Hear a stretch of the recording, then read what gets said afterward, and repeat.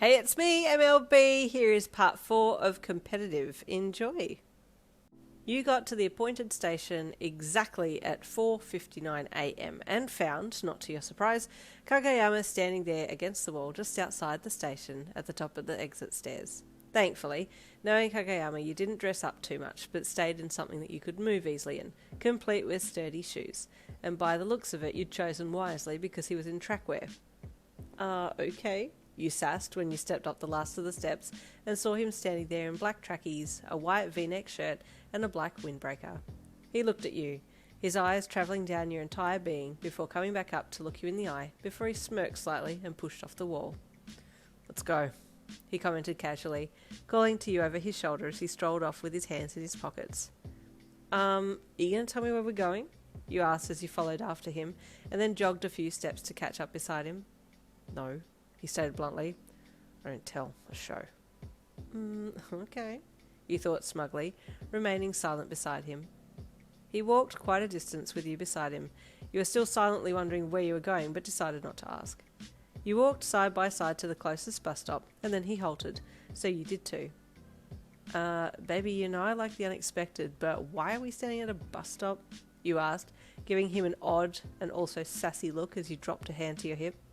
"Said I'd show you," he replied, not looking at you, hands still pushed into his pockets. To you it appeared to be that he was not looking at you to project airs of confidence, but in actual fact he was still reeling over the fact that you had just called him baby and he couldn't look you in the eye. His blush went unnoticed by you, but man was he feeling the pressure. He really did like you, and the fact that you were calling him endearing terms was a good thing, right? Right? I was hoping so. The bus arrived and you both got on and sat down the back. You could have sat anywhere really, there was hardly anyone on the bus, only the clinically insane were up at this hour. Off the bus took, doing its usual route, and then taking a right-hand turn and heading out of town. Curiously, you leaned closer to the window on your left and looked out at the houses as they started to get more and more spaced apart. You were so focused on what was going on outside the window that you didn't see the internal struggle going on inside Kagayama as he fought with himself about whether or not to put his arm around you. He lifted his left hand and then scratched the back of his head with it, then put it back down on his leg and scowled into his lap, mentally beating himself up over it. Then he tried again, but you turned your head and looked at him at that point, and it freaked him out.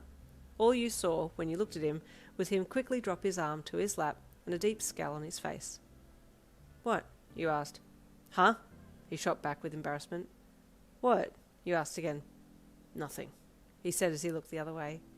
You studied the side/back of his head and scowled with confusion. What is going on? This doesn't feel like a date at all. Is he really that inept? You wondered as you turned and looked back out your own window again. Kagayama was beating himself up about that interaction, and after one more deep pep talk to himself, he lifted his left arm and quickly laid it across his shoulders. This sudden move surprised you, and you jumped a bit before looking at him. He was peering intently at you with his sharp gaze, and your heart jumped in your chest, so much so that you couldn't look away.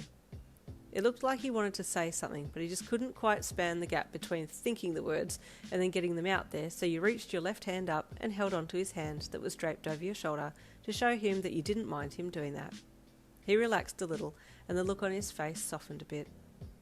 "Don't take your arm off me," you said casually, before looking back out the window. "Good, because I wasn't going to," he retorted with, pulling you a little closer into his side, which you allowed.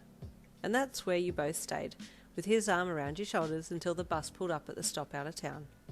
"This is the stop," Kagayama said abruptly, standing up suddenly and dragging you up with him as he sidestepped out into the aisle and pulled you out as well, only then taking his hand off your shoulders to get you to walk in front of him so he could follow you out of the bus. Out you both got, and the bus drove off. You queried, looking around at the grass, trees, and just openness. It was still a little dark, so everything just looked grey at that point, not exciting at all. "This way," Kagayama said, finding a small track nearby that led off into the bush. "What?" you asked in a hushed voice, too soft for him to hear, but you still followed him anyway. "Bro, what even is this?" you asked yourself internally. And so off you went, walking single file into the bush. It was silent for a good 20 minutes as you walked, before he next spoke. "No, you're the one for me, because when I saw you this morning, you'd dressed perfectly for this. Kagayama said out of nowhere. You looked down at your very relaxed outfit. Yeah, what's this though? You asked, still wondering what this date actually was. It's a date. Watching the sunrise, Kagayama replied over his shoulder without stopping. The more you thought about it, the more perfect this idea became. It's original, yet it's unique for us, you thought as you walked behind him, picking your steps to follow in his tracks. I like it, you finally said, and he stopped and looked back at you. You do? He asked, almost seeking approval. Yeah, you nodded. But it is a little cold, and I was warm on the bus with your arm around me, but now we're outside, and your arm isn't around me, so... You left your sentence open-ended to give him the hint. Well, come here then, he said, giving you the come here hand signal, and waiting for you to catch up that little bit more. You did, and he slung his arm across your shoulders again, and pulled you into his side, both of you finding a stride together that suited you both. So, what's your background anyway? You asked him, starting a conversation to get to know him better. He didn't give you super lengthy replies, but he was replying, and asking you questions too, and before long the flirting had crept back in as your comfort level with each other increased. So, you only picked me because of my track pants? I see how it is, you teased, poking your right elbow into his ribs and making him flinch a bit. No, chose you because I knew I could beat you, he teased back, making you laugh with disbelief. Right, so you think you can beat me to that tree up there? You challenged, jerking your head to a standout tree that had a wide base that was about 100 metres from where you were. It was a slightly uphill inclination, but it was flat enough, and grassed.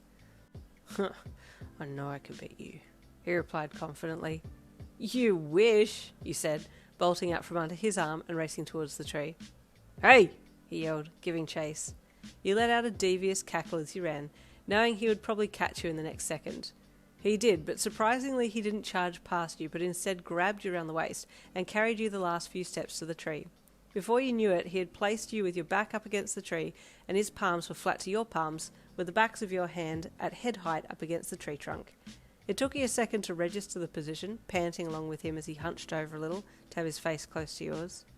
I seriously thought you were going to run straight past me, you chuckle huffed.